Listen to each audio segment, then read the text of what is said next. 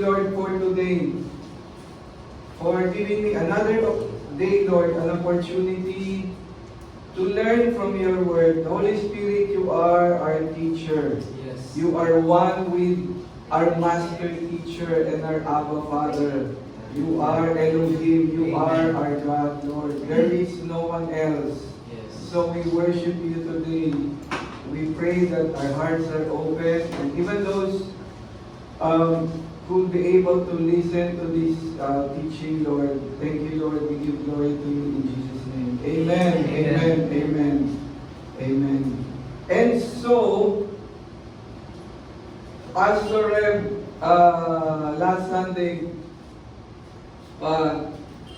had fun with this teaching, but he said I kind of sprint towards the end because of time constraint. But thank God for giving me another opportunity that I would just allow the Holy Spirit to expound on a few verses, few more verses, so that we would really grasp the message, the meaning why Jude wrote this letter. Brother Jude, is our brother. Did you know that he did not say that he was an apostle? He did not say that he was anything else other than that he was the half brother of Jesus. And actually Mary, after Jesus was born, Joseph and Mary had other children, boys. And James and Jude were two of those half brothers. And so we would continue today. I would quote just 3 verses, and the rest I already read last week. Just 3 verses. You will be amazed, as I was studying this, how the humble brother Jude, by the leading of the Holy Spirit, was able to quote on these 3 things. See Jude, he has a style. Iksi lang ang letter niya, but he has a style. You would notice, even the greeting on verse 2 of Jude, isang chapter lang siya. Jude verse 2, he wrote, "May mercy, peace, and love be multiplied to you." Believers. 3, mahilig siya sa triad. So, did you know that in Hebrew poetry, namely, specifically, the book of Psalms, whenever David or the other authors would write the poetry upon the leading of the Holy Spirit, they would write in contrasting parate. They wrote in contrasting thoughts, revelations. Like, diba? Blessed are those, I'm going to paraphrase. Blessed are those who do not hang out with bad people. Yeah. See, there's contrast even in one sentence. Blessed are you if you do not hang out with bad people. That's right. Such poetry is very Hebrew. And Jude was a Jew. And so he wrote this letter, and now I'm going to read verses 5, 6, and 7, quoting why he was warning about false teachers, false teachings, and apostasy. Apostasy. In the last days, there will be apostasy. Jude wrote that we are in the last hour. He wrote this 2,000 years ago, more or less.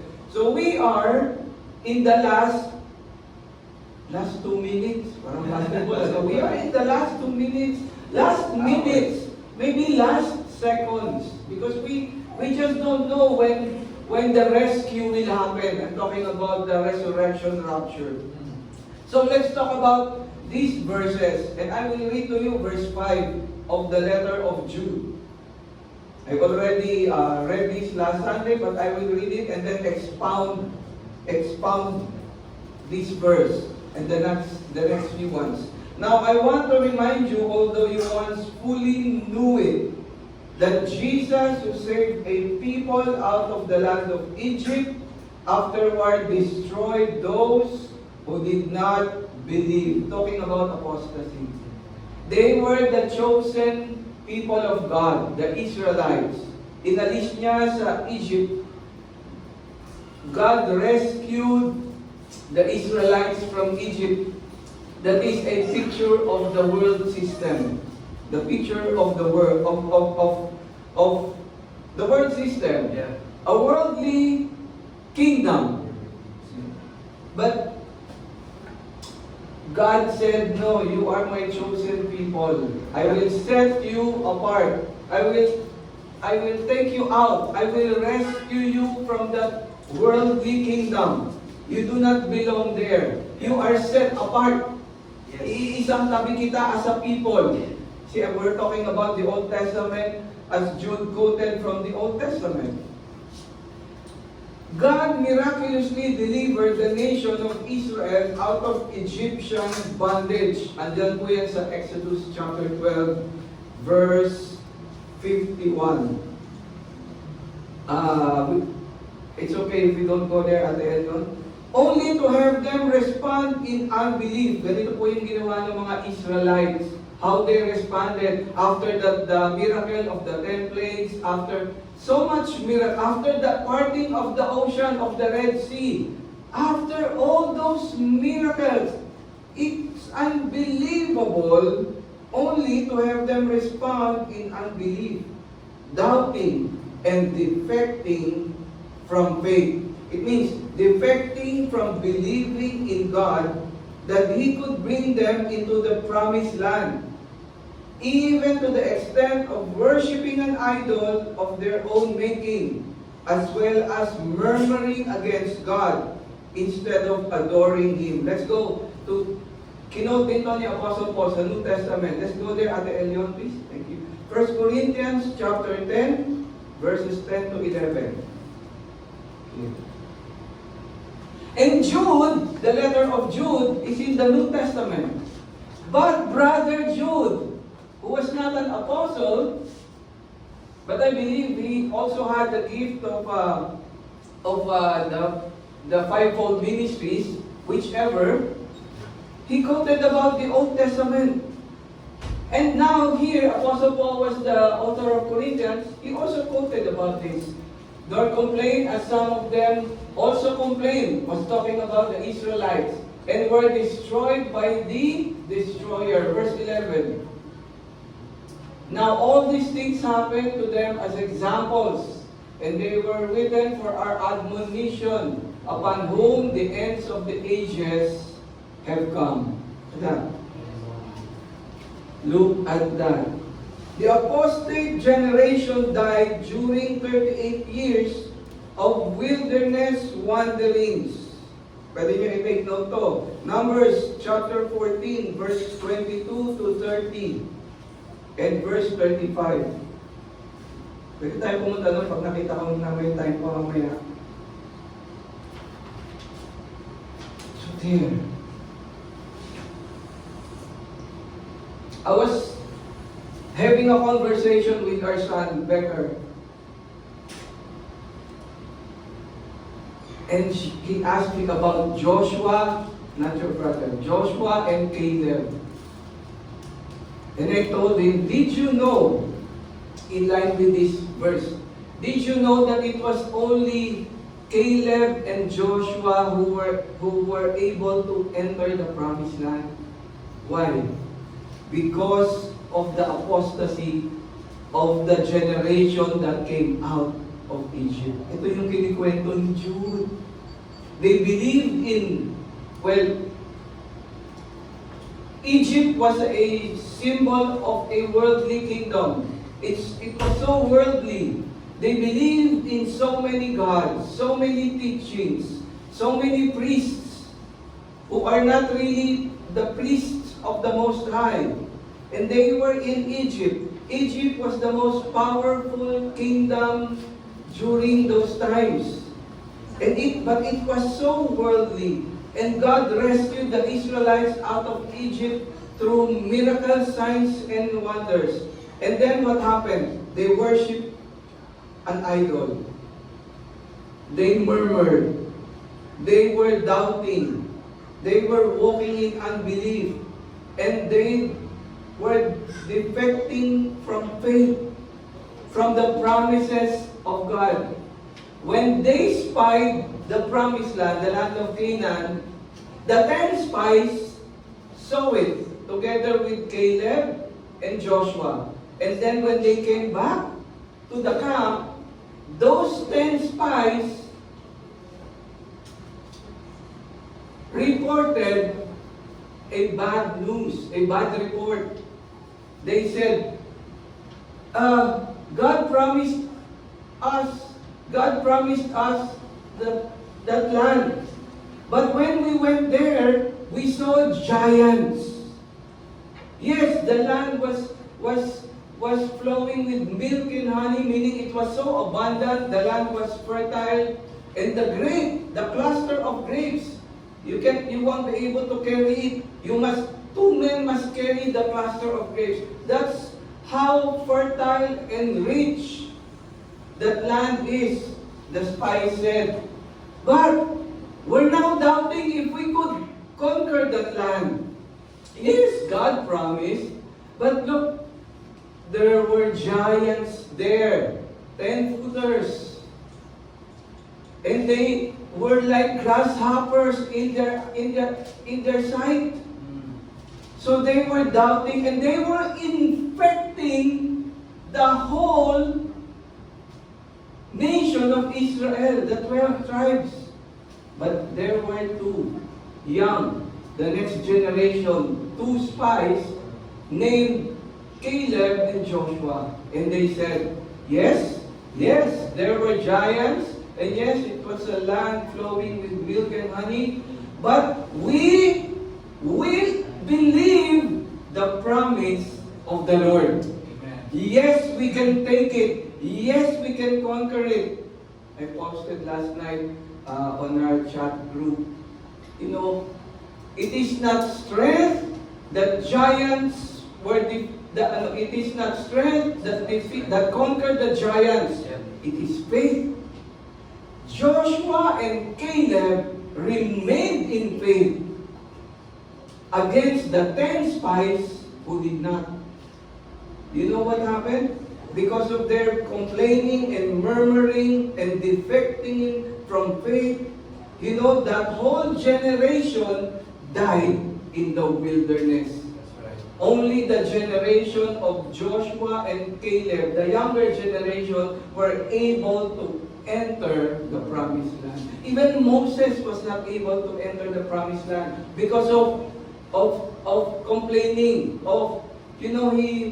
he did strike the miracle rock twice.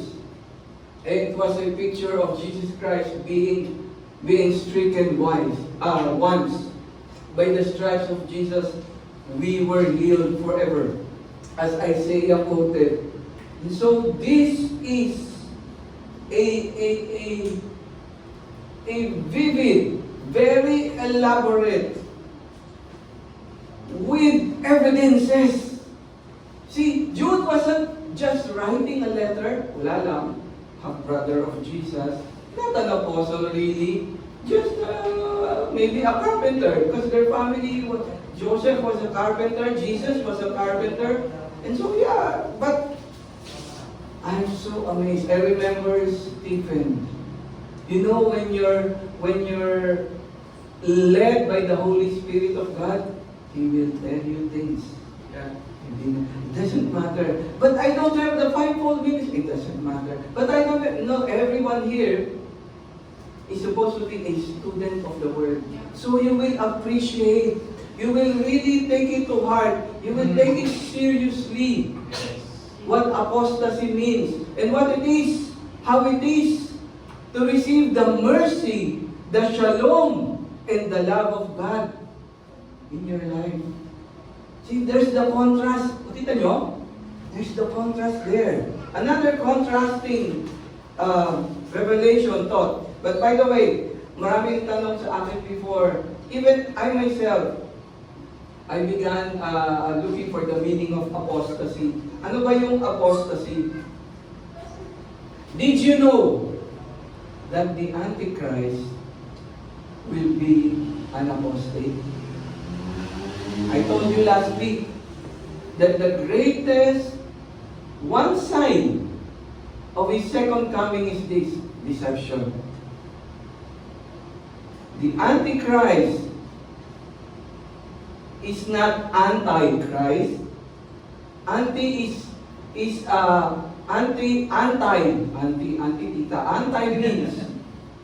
instead of the Antichrist will walk in apostasy in the middle of the tribulation years. Yung first 3.5 tribulation years, yung second 3.5, the great tribulation years. Because in the middle of the 7 years, the Antichrist will be an apostate. Meaning, look at this. That's why he cannot come out. Because the church, upon the leading and teaching of the Holy Spirit, knows who he is and who he will be. Not knows specifically the name or the nationality, but the church just knows because of the Holy Spirit. Alam ng church ang galawan ng deception. And that deception is not being revealed to us because we're wise, because we're full of wisdom. No. It's by the Holy Spirit. Through where? Through His Word. The meaning of apostasy. It is a state of falling away from the faith. So initially, like the Israelites, they believed in God. That's why they were able to come out of Egypt because they believed in God. They believed in God. They were able to cross the Red Sea because they believed in God initially. Of falling away from the faith, often driven by factors. Because of persecution, they fell away. Because of false teachings. Ito yung tinuturo ni John. Because of false teachings. Because of sinful acts. That apostasy can happen. Because of indifference. Because of assimilation into non-Christian culture. The term describes a turning away from God and a separation from the community. Listen. The term describes a turning away from God and a separation from the community of believers. Separation from fellowship with fellow believers. But let me tell you, John also wrote, if you are really a believer, a born-again Christian, your name cannot be blotted out from the Lamb's Book of Life. Binalanse rin ni John. Kasi there was a part in the letters of John that he said, these apostates came out from us. Ito na yung debate na, no, you can lose your salvation. Look at what John wrote. Take it into context. John was writing and was telling his believers, his audience, that if you're really a believer, you will not be deceived. You will not go into apostasy. So, if we look at the 10 spies, 12, naging apostate yung 10. But the true believers in faith were Caleb and Joshua. We must be so. Marami ko naisip yun eh. Let us be wise as serpents, gentle as doves. Such is the characteristic of the church. that it is really created in the likeness and image. Let's now go to verse 6. And John, or rather Jude, wrote, "And the angels who did not stay within their own position of authority, but left their proper dwelling, he has kept in eternal chains under gloomy darkness until the judgment of the great day." At Elio, let's go to Genesis chapter 6, verses 1 to 3, please. It's all there. I'll just leave it as a background. Verses 1, and then click the verse 2 as you would wish at the end. The apostasy of fallen angels is described in Genesis chapter 6, verses 1 to 3. And then they possessed men who then cohabited with women. Apostasy is like this. Did you know that our God created angels, one, to glorify Him, to minister to Him, to worship Him, and second, to minister to human beings which were created in the likeness and image of God. That's why they broke the divine order. They trespassed the divine boundary set by God. At Elion, let's go to 2 Peter chapter 2, verse 4. Look, Peter, an apostle, quoted about Genesis. See? 2 Peter chapter 2, verse 4. For if God did not spare the angels who sinned, but cast them down to hell and delivered them into the chains of darkness to be reserved for judgment. Even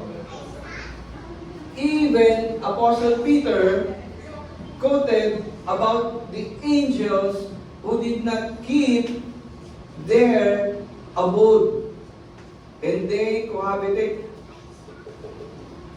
So who then can be saved?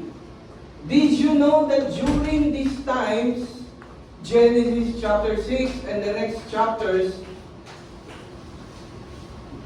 there was a man here who walked with God. His name was Enoch. So, look at the story here. There's judgment, there's bad news, but there's good news. There was a man who believed in Yahweh, that He is the Creator, that He created angels, but He set divine boundaries. And the fallen angels, they broke the divine boundaries. They broke the divine order. And there was I haven't read this book wholly because it's thick. Apparently it's thick. And it's a pseudepigrapha. Ano ba yung pseudepigrapha? It is a book written with a name that's not really the author. The Book of Enoch, it's not in the canonized Bible, but the Book of Enoch, because the Book of Enoch was a pseudepigrapha, so they did not include it in the canonized Bible. These fallen angels, when they knew about, see, I'm saving so much time then that I'm paraphrasing. As I want to tell the story as I could, story well as I could, as possible. These fallen angels talked to Enoch, and they were telling Enoch, asking Enoch to pray to God. See? Because they were asking Enoch, please, I hope God will change His mind. I'm paraphrasing. Tell Him not to judge us, because this is what's gonna happen in the flood. Okay? So Enoch talked to God, but God said no. That's why fallen angels, the evil spirits, they cannot be redeemed. But humans can. There's hope as long as you live. Even right now, as you hear the gospel, of the good news of the gospel of Jesus Christ, there's hope. There's always hope. There's always hope in the Old Testament, much more in the New Testament. Enoch was walking with God. That's why it was accounted to him as being righteous. In the New Testament, it's different. Because of the finished work of Jesus Christ, when you believe in the name of Jesus, that righteousness will be imputed upon you. It's different. But, going back to Enoch, he told the fallen angels, no. God said, no.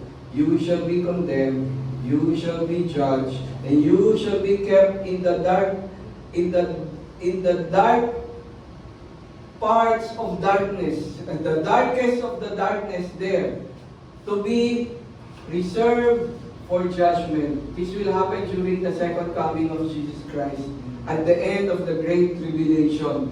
Nakita niyo ba how compact,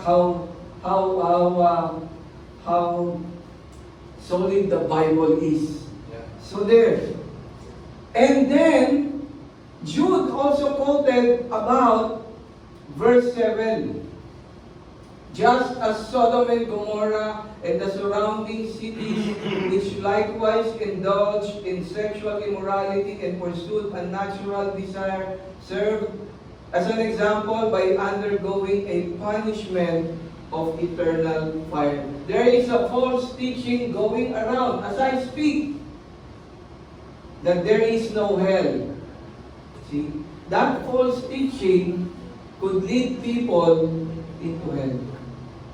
You teach there's no hell, and then you'll be surprised that at the second coming, there will be a punishment of eternal fire. This is what happened. And did you know that the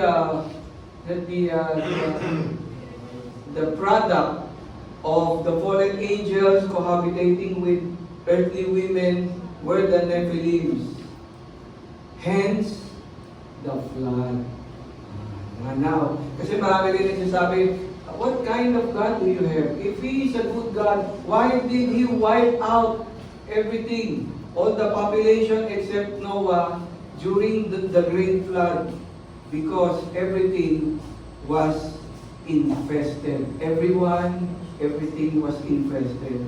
It was such an evil generation. The judgment, the great day, this refers to the final judgment when all demons and Satan are forever consigned to the lake of fire, prepared for them. Let's go to Matthew chapter 41. Matthew 25 verse 41. Let's go there. Let's read this. Matthew 25 verse 41. There. Then He will also say to those on the left hand, depart from me, you cursed, into the everlasting fire, prepared for the devil and his angels. Initially, did you know that the lake of fire was created for the devil and his angels? But unfortunately, let's go to Revelation chapter 20 verse 10 at Elion. Unfortunately, Revelation chapter 20 verse 10. Yes. Yes. Revelation chapter 20 verse 10. Yes. The devil who deceived them was cast into, look, the sign of the end times. Today is 2025. Deception is getting stronger and stronger. That's why we have really to go to a church that teaches the Bible soundly, accurately, in context. Because deception, look, the Antichrist does not contradict Jesus. He believes in Jesus. He would use the Bible. Huh? Until the middle of the tribulation years. Apostasy. And he was cast into the lake of fire and brimstone where the beast and the false prophet are. And they will be tormented day and night forever and ever. That's why, please, we make mistakes in this world and we can still be redeemed. It can still be rectified. But when we make a mistake, even at the last breath, because sometimes death comes suddenly, and we did not believe in the name, I'm sorry. God will be so sad, but He is a just God. As He is a merciful, loving God, He is also a just God. Without justice, He wouldn't be God. There will be torment day and night forever and ever. It will not end. And unfortunately, it says in Revelation chapter 20:15, there will be people, the ungodly, who will also go there. Revelation chapter 20 verse 15, Ate Elion, please. There. And anyone not found written in the book of life was cast into the lake of fire. God will be so sad when this happens. But it's bound to happen because of unbelief, unfaithfulness. They just don't believe in God. Many will say in that day, Lord, Lord, did we not prophesy about you? Did we not heal in your name? Did we not teach your Bible? And then Jesus would say, away from me, I never knew you. Wow. You can eat. Sabi ni ate. Here in this church, you can chew while listening. Chew the word, chew the bread. Let me go back to Sodom and Gomorrah. The destruction of these cities at the southeast corner of the Dead Sea is used 20 times in Scripture as an illustration of God's judgment during the days of Abraham and Lot. Abraham believed in God and it was accounted to him as righteousness. Nadama yung pinsan niya, named Lot. Imagine that. Genesis chapter 18 verses 22 hanggang Genesis chapter 22 to verse 29. Ang haba niyan. Please take down note. Read the story. This really happened. The destruction was in view of their apostasy. Since it occurred, this is very important. Listen. Since it occurred at about 450 years after the flood, Sodom and Gomorrah was a fertile city, opposite kung saan nagpunta si Abraham. And Lot chose that land. It was a fertile land, rich, but morally bankrupt. 450 years after the flood, when at least one of Noah's sons, one of Noah's sons, Shem, Genesis 11, verse 10 and 11, was still living, since this was only 100 years after Noah's death. See, after Noah's ark landed on Mount Ararat, there was a new beginning. God, remember, hindi ko pa natuto yung Noahic covenant. It is described in one word, restraint. There was a restraint in the loving heart of God, not to judge all mankind, because He found another one walking with Him, other than Enoch.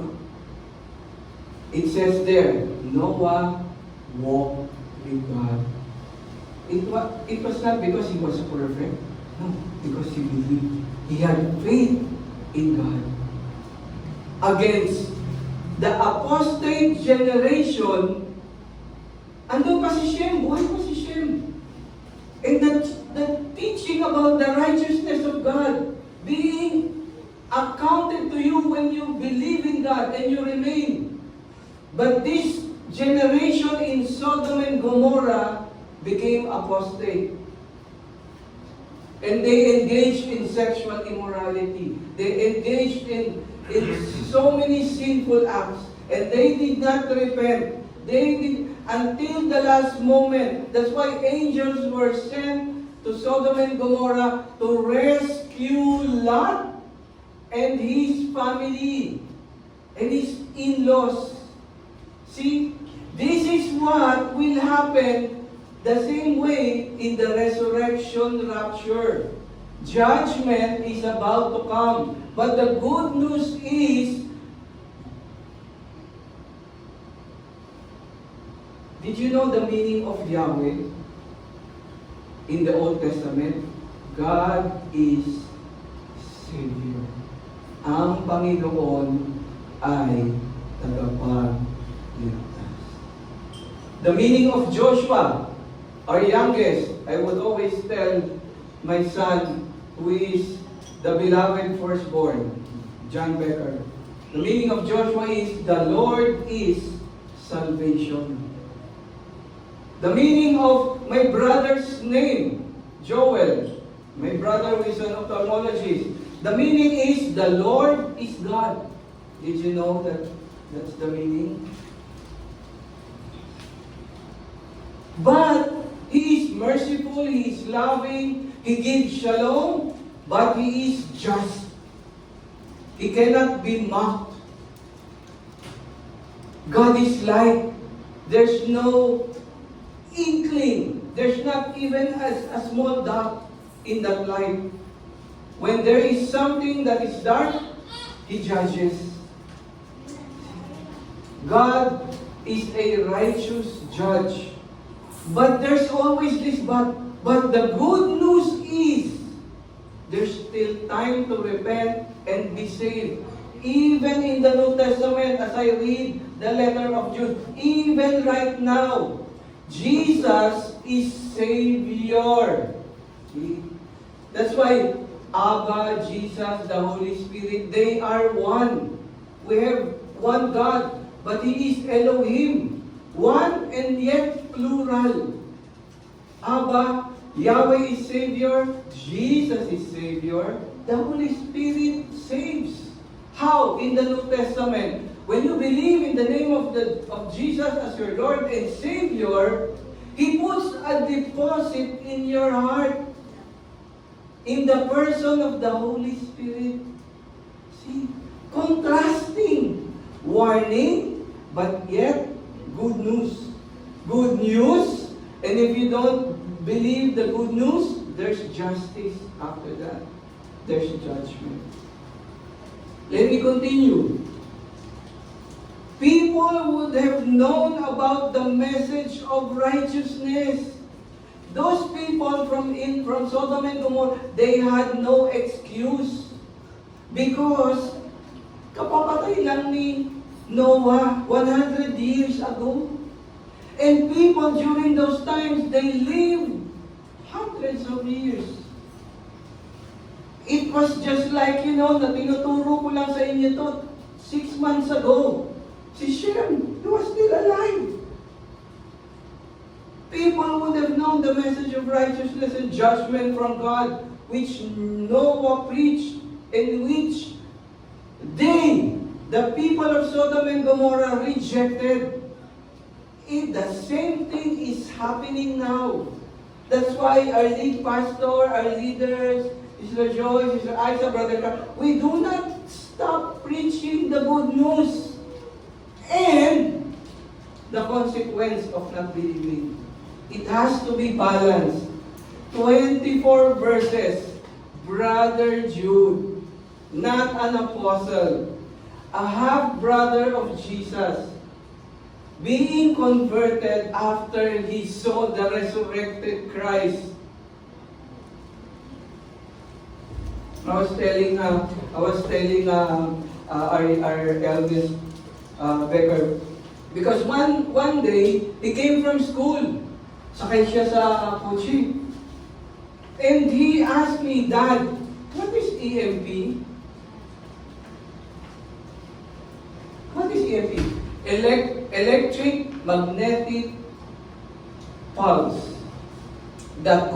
It's like a bomb that could wipe off all our gadgets, all electronics, all electricity, everything. And then I told him, I was listening to this scientific research that explained that the Shroud of Turin was really the image that of Jesus Christ. When photography, when film, when cameras weren't invented yet, it was a negative. If they could not replicate it, it was a negative, one of a kind, a flash. Di ba? You don't know this, Kuya. If you have an old school camera with film, it has negative. See, you develop it in a dark room. What happened during the resurrection, a negative was flashed on the Shroud of Turin. It took, the scientists said, it took 6 to 8,000 watts of flash. Imagine 1 Thessalonians chapter 4 verse 16. When the rapture happens, there will be a resurrection of those who went asleep in Christ. Tens of thousands of hundreds of millions who died in Christ, who died believing in Christ, who did not become apostates because they were really saved from the beginning to the end. There will be a resurrection, 6 to 8 billion watts times hundreds of tens of thousands, Kuya. It will create an EMP. Chaos all over. And then those who are alive, who remain alive, will be caught up, will be taken. Shem was preaching about the righteousness of God in Yahweh, Old Testament. Pastor Rev, Brother Carlo, myself, Sister Joy, Sister Isa, we are teaching and preaching the righteousness of God in Christ, the imputation of righteousness. It's the same thing, only that the New Testament is 1,000,000 times better than the Old. See, we must have this appreciation. And so it goes. This letter of Jude tells us, and this is a call to persevere.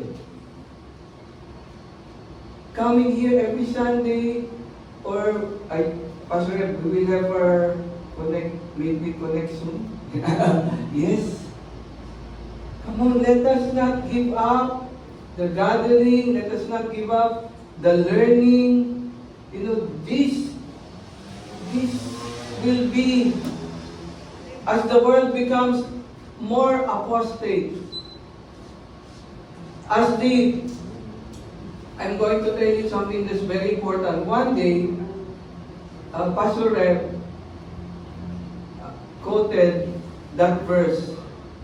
In the last days, Pastor Rev, I would like to ask you, Rev, in the last days, people will go to preachers and teachers with itching ears. Timothy ba yan, Pastor?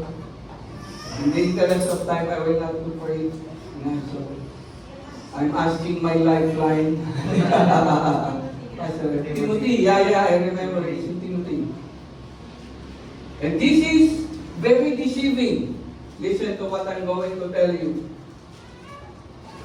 Yes, 1 Timothy. Even the would seem to be believers. Okay, I'm not going to judge. Only God is our judge.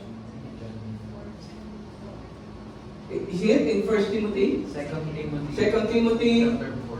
Let's go there, Ate Elion. I will use this as a background. 2 Timothy Chapter 4. chapter 4, verse, yes, verse, 3. yeah, chapter 4, verse 3, 2 Timothy at Elion there. For the time will come, and it is now. It has now come. It has now come. It is happening as I speak. When they will not endure sound doctrine, but according to their own desires, because they have itching ears, they will heap up for themselves teachers. Let's go to this technology, AI. You will notice that a lot of information, even biblical, the AI is producing. A lot of them. Just go to check YouTube. You want to know about the life of Daniel? You want to know about the life of David? You want to know about the battle of the battle that happened on this side or on that side? Very helpful if you are listening according to, because you're researching as a research material. I do that. See? But the problem with AI is that people, even those who seem to be believers, would just press buttons. Listen, look, literally, according to their own desires. I don't want to read the Bible, you know. I just want to listen to, oh, this is the life of Abraham. I want to listen. And AI does it so nicely with pictures, and in fact, you know how AI can compose better than a film, right? In a short period of time. What happened in the Garden of Eden, you know, you can get those information if your intention is really to get a good grasp of the context of the scripture. There is a difference. Itching ears. Sino ba yan si Joshua? Sino ba yan si Caleb? What happened at the Red Sea? What happened? What happened to the apostles? How did they die? It's all on AI. It's all, they will heap up for them. Did you know in Germany, as I speak, there are services happening now with AI pastors. Did you know that you can go to this app and you want counseling? You want even prayer. AI can pray. It's called AI Jesus. Matthew wrote about this. Matthew warned about this. When they say, look, there's Jesus, let's go there. Look, hey, look, he's here. There's Jesus, let's go here. Let's go there. Look, there's Jesus. It's Jesus. It's the same Jesus. It's the same. No, sir. We are in the last days. And one of the great signs, if not the greatest, is deception. Remember, we are dealing with the father of lies. Kung madali mo malaman ang pagsisinungaling niya, hindi siya tatay ng kasinungalingan. Anak lang yan. Like father, like son. Kung pogi ang anak ko, sasabihin nila, tignan mo, ang ganda ng mami niya. Kala nyo, okay, you were deceived. See, you were deceived. See, what is happening around us? See? deception. It started from these three instances wherein Jude wrote in his letter, just 24 verses, Brother Bob. Oh yeah, really? But when you unpack, it is so powerful that you'll be amazed. Jude! Hey bro! Jude! You're like our bro Stephen. Full of wisdom, full of the Holy Spirit. It's the power of the Holy Spirit. The greatest profile of an apostate is in verse 19 of the letter of Jude. Without the Spirit. And AI is without the Spirit. It is so dangerous, so deceptive, that if you just want to use AI, see, let me warn you, if you are a pastor and a teacher, and you totally now depend on AI, whenever your ears would itch, you would go there. It's like a drug. You will be, it's so addictive because it's so fast with data. No need to make a research. Listen, that's why one of the advantages of reading the scripture verse by verse is because this specifically letter of Jude was written upon the inspiration of the Holy Spirit. Period. But I'm not saying you can. I was watching just the other day, as I was researching about the great flood, Noah's Ark, on AI. Ang ganda. You know, your imagination will really expand, and you know, the darkness, the waves, the carnage, the violence, it's really terrible. But I did that in the context, see, because I will let the Holy Spirit speak. I'm just a vessel. As I read the letter of Jude, verse by verse, 24 verses lang to. But it's so, you know, if you unpack it, it's so deep, it's so wide. Wow, I will end early.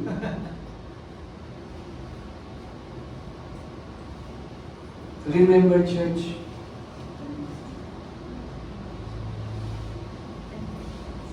mercy saved us. Grace saved us through faith. We have shalom. We're not incomplete. Listen, shalom, you are complete. Amen. Listen, John Lloyd, you are complete. Amen. And Gigi, as young as she is, she belongs to the kingdom of God. Amen. For such as of these belong the kingdom of God. That was Jesus' words, not mine. See? You're not complete. I know you. See? When the day happens, you'll become one flesh. I know that. But individually, you're also shalom. Our brother Jude greeted you and prayed for you. Every time you read the letter of Jude, may mercy, chesed, loving kindness, grace be upon you. May peace, shalom be upon you. And may the love, may the agape of God be multiplied to you. And then there was the contrast. And now I will read it. The profile of an apostate.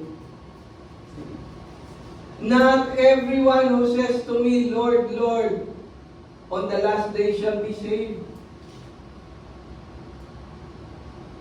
But those who are alive in Christ, who receive mercy, who receive this gift of shalom, and who continues to receive and remains to be in the love of God as it is being multiplied in us and through us, as we begin to serve one another because of we love one another.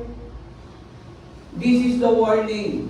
This is how we know that there's deception among us and in this world.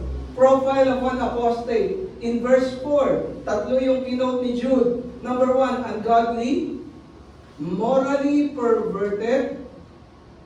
Number 3, deny Christ. In verse 8, Brother Jude wrote, they defile the flesh, practitioner sila ng immorality. I'm not talking about, if you're a Christian, you should be perfect. No, it's not real. You know why? Hindi pa immortal yung flesh. As long as we live, we continue to depend on the power of God through the Holy Spirit in us and through us, that we know how to be not callous. We know how to repent when we make mistakes, and then just embrace the mercy and the peace and the love of God and allow it to be multiplied in us and through us.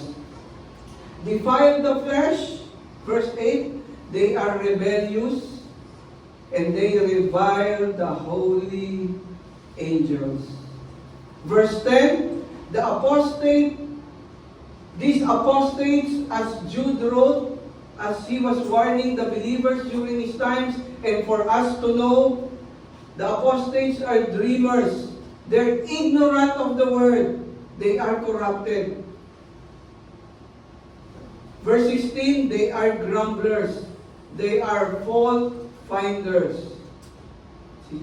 That's why when our son would complain and grumble, I would tell him, it's not a godly character. Sometimes they get impatient. What do you expect 6 years old? But avoid being a grumbler, a complainer. If you have any issues, you pray. Quietly. Quiet spirit. Fault finders, kasi kasalanan mo to eh. No. Profile yan ng apostate. Although we may swerve in those areas, sometimes we need to go back. Remain in faith. They are self-seeking. They are arrogant speakers. Verse 16, they are flatterers. They flatter. Ano siya? Bolero sa Tagalog. They are mockers. Sabi, dadating si Jesus, hindi naman dumadating. Sabi, magkaka-rapture nung ganun, hindi naman. No. What is the context? Nobody knows the day and the hour. But the secret is, always be prepared. They cause division. Verse 19, they are, as Yahweh rescued the Israelites from Egypt. The apostates are worldly minded. And in verse 19, Jude wrote, they are without the Holy Spirit. 24 verses. Let's all stand. Thank you, Lord. Thank you, Jesus.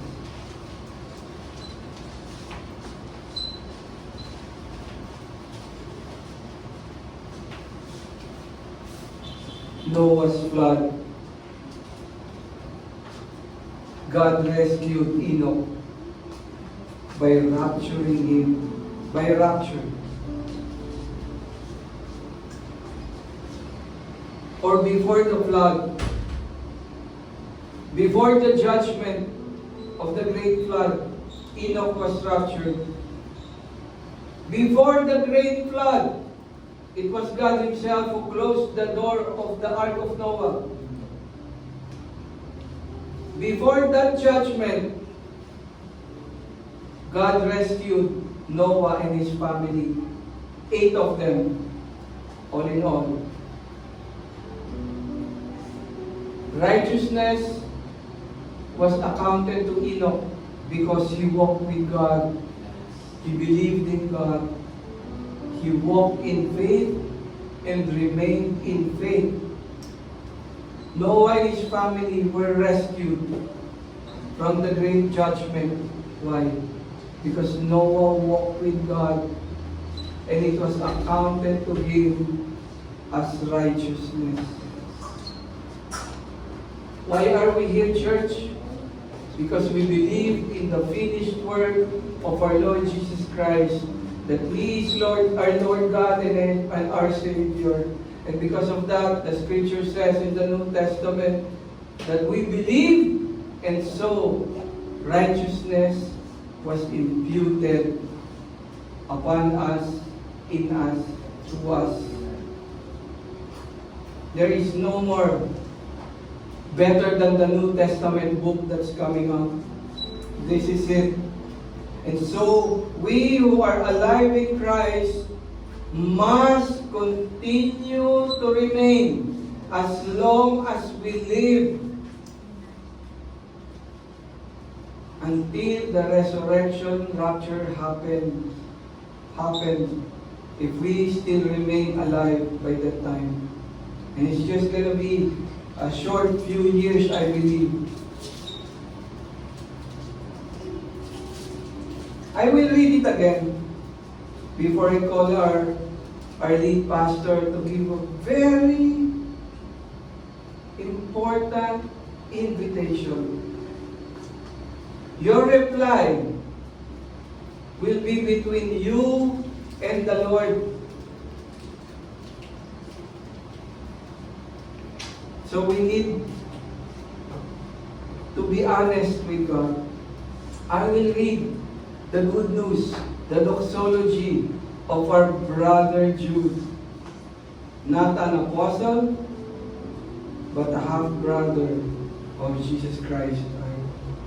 Now to Him who is able to keep you from stumbling and to present you blameless before the presence of His glory with great joy, to the only God, our Savior, through Jesus Christ, our Lord, be glory, majesty, dominion, and authority before all time, and now, and forever. And the church says, Amen. Amen. Thank you, Lord, for your word. Thank you, Holy Spirit, our teacher, for teaching us, for leading me through rabbit trails this morning. Amen. Amen.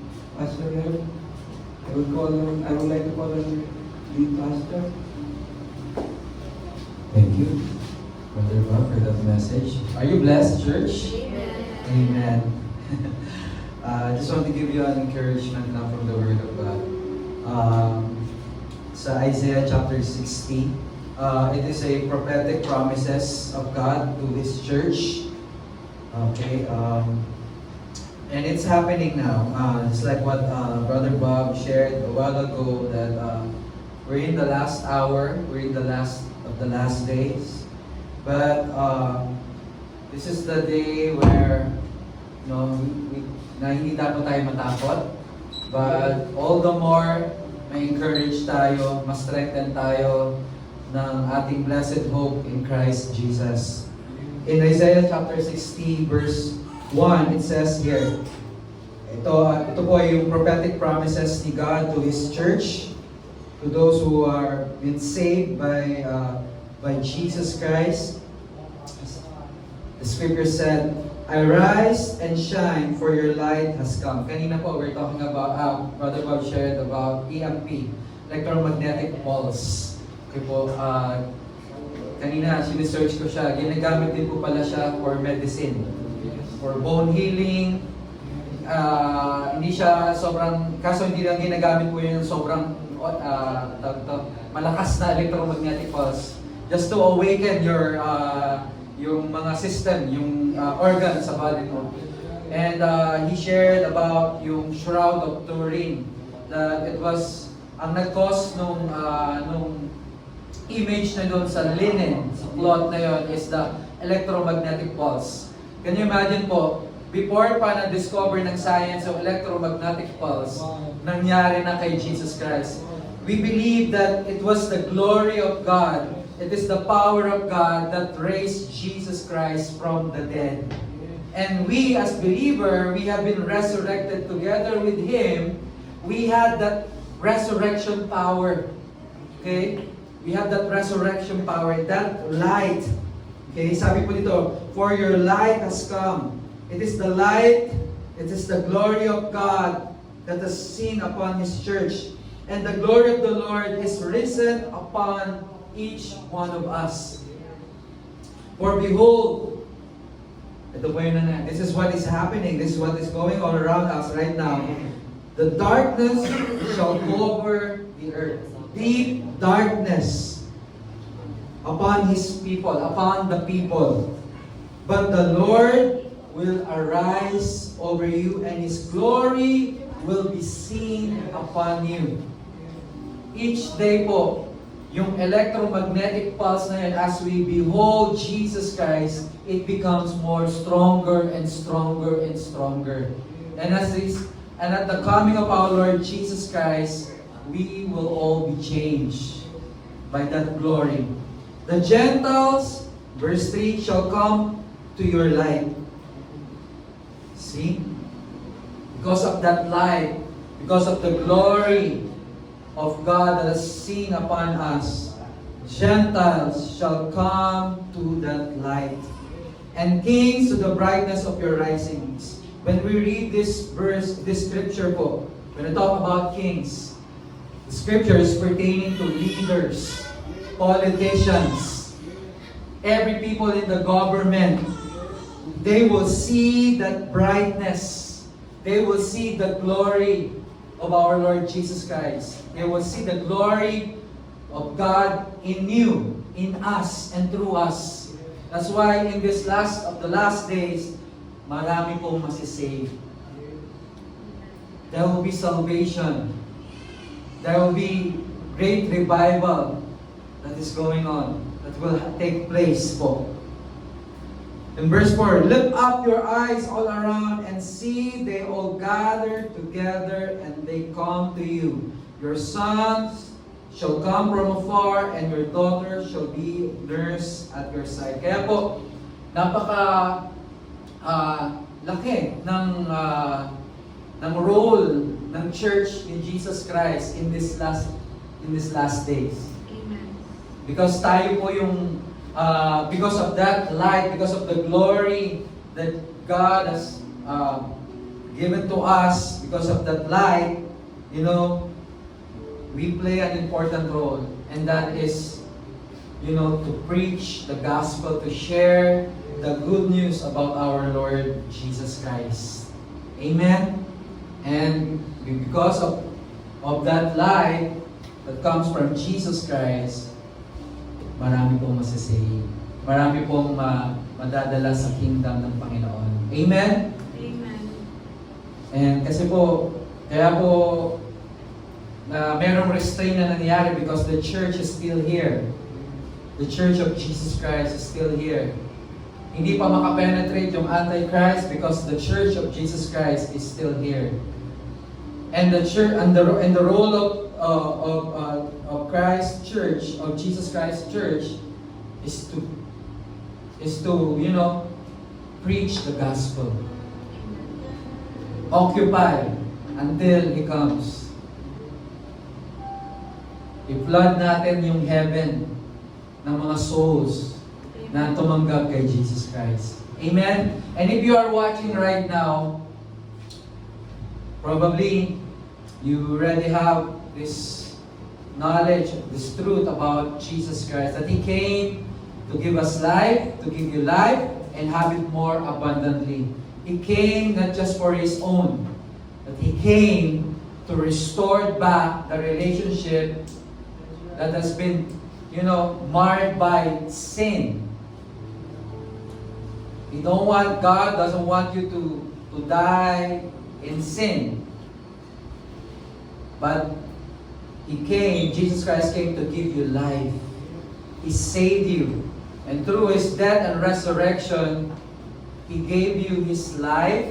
He gave you His righteousness. So if you are here right now, and maybe you are watching, and you have never had this relationship with God, kilala mo ang Diyos pero you don't have a hindi ka sure ng yung relationship with God, it start here, right now, by believing and accepting, receiving Christ as your Lord and Savior. If you are that person right now, I want to pray for you to receive Christ in your life as your Lord and Savior.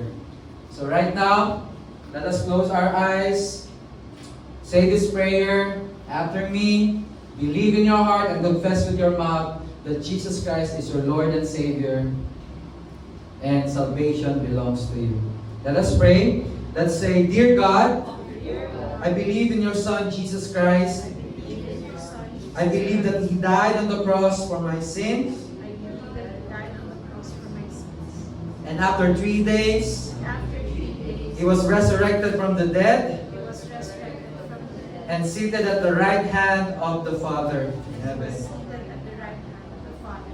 Today, I will make a decision to receive Jesus Christ in my life as my Lord and my Savior. From now on, I belong to you and you belong to me. Heaven is my home. God is my Father. I am a new creation. I am the righteousness of God in Christ. I am forever saved, forever loved, and accepted. In Jesus' name. Amen and amen. Hallelujah. If you pray that prayer, the Bible says in John chapter 1, for as many who receive Christ in their life, God gave them the power or authority to be called children of God. So welcome to God's family.